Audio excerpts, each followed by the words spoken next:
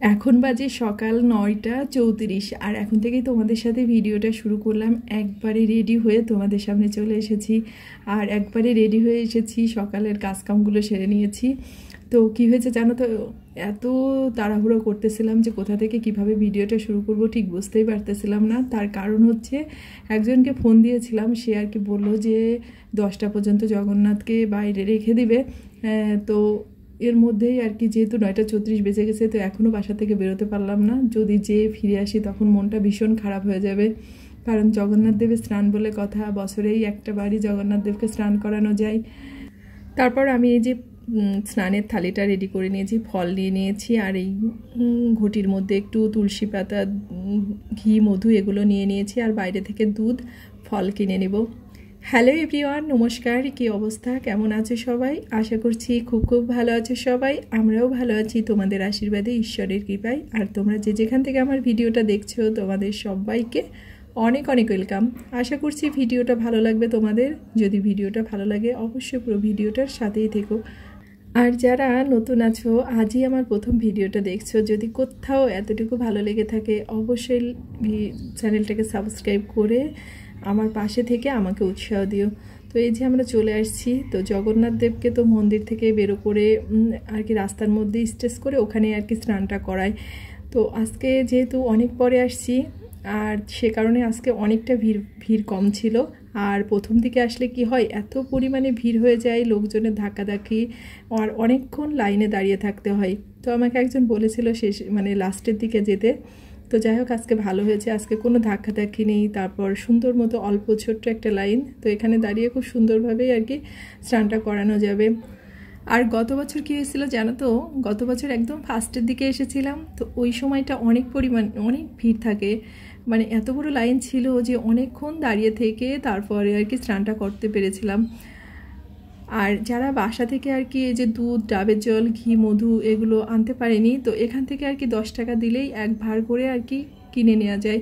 তো আমি কী করি, দুধটাকে তো কিনে নিয়ে আসি, আর বাসা থেকে যতটুকু জিনিস আনতে পেরেছি সেটা তো এনেছি, আর এখান থেকে 10 টাকা দিয়ে এক ঘটি কিনে নিয়ে আর কি সেটার সাথে মিলিয়ে নিয়েছি। তো এটা আর কি ভালো হয়, সব কিছু একসাথে মেশানো হয়ে যায়। আর এবার ভিড়টা কম হওয়ার কারণ হয়তো বা যে অনেক ঈদের বন্ধ চলছে না, তো অনেকেই গ্রামে গেছে, তো এখনও তো অনেকেই ফেরেনি, তো সে কারণে হয়তো বা একটু ভিড়টা কম আছে। আবার অনেকে ঘুরতে যায়, তাই না? তো এই যে এখন আমি জগন্নাথ দেবকে স্নানটা করাবো। আর এই যে বড় জগন্নাথের নিচে একটা ছোট জগন্নাথ দেখতেছো গোল্ডেন কালারের, এটা কিন্তু আমাদের এই তাঁতিবাজারে জগন্নাথ মন্দিরের স্বর্ণের জগন্নাথ। এই জগন্নাথ দেবকে বেশ কয়েক বছর আগে আর কি তৈরি করা হয়েছিল। তো যাই হোক, এই বছরের একটা বারই এত কাছ থেকে জগন্নাথকে দর্শন করা যায় আর জগন্নাথ দেবকে স্নান করানো যায়। তো এটা ভেবে অনেক ভালো লাগে, আর এই দিনটাকে কোনোভাবেই আর কি মিস করতে চাই না। তো যাই হোক, এখন হচ্ছে স্নানটা করিয়ে নিলাম, আর আমি আর স্বপ্নিল দুজনেই তো উপবাস আছি, তো আমার সাথে সাথে স্বপ্নিলও আর কি স্নানটা করাবে। আর আমি সবসময় চেষ্টা করি স্বপ্নিলকে একটু পূজা পার্বণের সাথে যুক্ত রাখতে, মানে আমি যা যা করি সব কিছুতেই ওকে আর কি ইনভলভ রাখি, যে ছোট থেকেই যাতে একটু দেবদেবতার প্রতি একটু ভক্তি শ্রদ্ধা হয় আর কি। তো এই যে আমাদের স্নানটা করানো শেষ, আর জগন্নাথের স্নানের এই জায়গাটা অনেক সুন্দর করে আর কি ফুল দিয়ে সাজিয়েছে। তো আমরা স্নানটা করানোর পর বাইরে এসে লাইনে দেখি বেশ খানিকটা আর কি লাইনটা বড় হয়েছে, মানে অনেকেই এখনও আসতেছে। অনেকে যে দেখা যায় যে সকালে বাসার কাজকামগুলো সেরে রেখে আসতে আসতে অনেকটাই দেরি হয়ে যায়। তো অন্যান্য বছরগুলোতে একটু বেশি সময়টা পাওয়া যায়, আর এ বছরটাতে অনেক সকাল থেকে, মানে সকাল 7টার থেকে স্নানটা শুরু হয়েছে। আর অন্যান্য বছরে দেখা যায় 2টা 3টা পর্যন্ত অনেক সময় মানে সময় থাকে। তো যাই হোক, আমরা এখন বাসায় চলে আসছি, আর আজকে যেহেতু স্নান যাত্রা, তো এই দিনে হচ্ছে নিরামিষটা খাওয়া হয়। তো বাসায় আসার পরে স্বপ্নিল আর আমি হচ্ছে ভাত রান্না করেছি আমি, আর ভাত রান্না করে তার সাথে একটু ডাল সিদ্ধ দিয়ে আর কি ঘি দিয়ে ভাত মাখিয়ে স্বপ্নিলকে একটু খাইয়ে দিয়েছি, আর আমি নিজেও একটু খেয়ে নিয়েছি। আর এখন এই যে দুপুরে রান্নাবাড়াটা করতেছি, তো রান্নাবাড়ায় হচ্ছে একটু আলুর চিপস ভাজলাম, আর হচ্ছে কাঁঠালের বিচিটাকে ভাজি করব, আর ডালটা রান্না করব।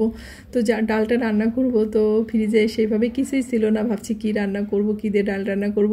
তারপরে মনে হলো যে দেখি কী দিয়ে রান্না করা যায়। তো সেই হিসেবে ডালটাকে আর কি বসিয়ে দিলাম। তো এদিকে হচ্ছে পাঁপড়গুলোকে ভেজে নিলাম, আর এই যে কাঁঠালের বিচিটাকে আর কি ভেজে নিচ্ছি। তো অনেকেই কাঁঠালের বিচি ভাজির মধ্যে আর কি কাঁচামরিচ দেয়, কিন্তু আমার কাছে মনে হয় যে কাঁচামরিচটার খুব একটা প্রয়োজন নেই, কারণ কাঁঠালের বিচিটা তো এমনিই মিষ্টি মিষ্টি খেতে, তো ওর ভিতরে আর কি মরিচ দেয় আর কি কিসের প্রয়োজন। তো আমি মরিচটা দিই না, আমি এভাবেই আর কি কাঁঠালের বিচিটাকে ভেজে নিই। আর বেশি মচমচা করি না, জানো তো, কাঁঠালের বিচিটা বেশি মচমচা হলে আর কি খেতে আমার কাছে ভালো লাগে না, আর অনেক কষ্ট হয়ে যায়। তো এদিকে বিচিগুলোকেও ভেজে নিয়েছি, আর এখন ডালটাকে ফোড়ন দিয়ে দেবো। তো ডালের মধ্যে একটু শুকনা মরিচ, তেজপাতা, 5 ফোড়ন আর সামান্য পরিমাণ কতগুলো জিরে দিয়ে দিলাম। তো ডালটাকে তো আগেই হচ্ছে জাল দিয়ে রেখেছিলাম, তো এই যে ফোড়নটাকে এখন দিয়ে দিলাম। আর তেলটার এইরকম কালো কালো হয়েছে, তার কারণ হচ্ছে কাঁঠালের বিচি ভাজার কারণে। তো ডালটা কী দিয়ে রান্না করেছি শেষমেশ জানো তো, মিষ্টি আলু দিয়েছি আর কাঁঠালের বিচি দিয়েছি। তো মিষ্টি আলু কাঁঠালের বিচি দিয়েও কিন্তু ডালটা ভালো লাগে। তো আমাদের আর কি কাঁঠালের বিচি দেই ডালের মধ্যে, আবার মিষ্টি আলুটাও তো দেই সব সময়। তো যেহেতু কিছু ছিল না, তো এটা দিয়েই আর কি রান্না করে নিলাম। আর স্বপ্নিলের পাপা তো মিষ্টি আলু, মটরের ডালের মিষ্টি আলুটা খেতে অনেক বেশি পছন্দ করে। তো এখন হচ্ছে ডালটাকে একটু সামান্য পরিমাণ চিনি দিয়ে আর একটু সময় আর কি জাল দিয়ে তারপর হচ্ছে নামিয়ে নেব। আর ইদানিং নিরামিষের দিনগুলো আসলে দেখি যে তেল পটলটা আমার একদম কমন হয়ে গেছে। বেশ কয়েকদিন ধরে নিরামিষের দিন আসলে তেল পটলটাকে করি আর কি। তো এই যে পটলটাকে সিলে আর কি গাটাকে কুচি কুচি করে কেটে নিয়েছি, আর একটু জিরা আদা বেটে নিয়েছি। তো এটা দিয়েই আর কি তেল পটলটা রান্না করে নিব। আর তেল পটলটা রান্না করি এ কারণেই যে তেল পটলটা খেতে আমারও ভালো লাগে, স্বপ্নিলের পাপাও অনেক পছন্দ করে। আর স্বপ্নিল তো এগুলো ধারের কাছ দিয়ে যায় না। তো যাই হোক, এই যে রান্নাবাড়া প্রায় শেষ হয়ে গেছে, তারপর স্বপ্নিলকে আর কি খাবারটা দিয়ে দিব। তো আজকে ভিডিওটা এ পর্যন্তই। সবাই ভালো থেকো, সুস্থ থেকো, আর অবশ্যই সাবধানে থেকো। আর ভিডিওটা যদি ভালো লাগে অবশ্যই শেয়ার করতে ভুলো না ফ্রেন্ডস এবং ফ্যামিলির সাথে। তো তোমাদের সাথে দেখা হচ্ছে পরবর্তী ভিডিওতে।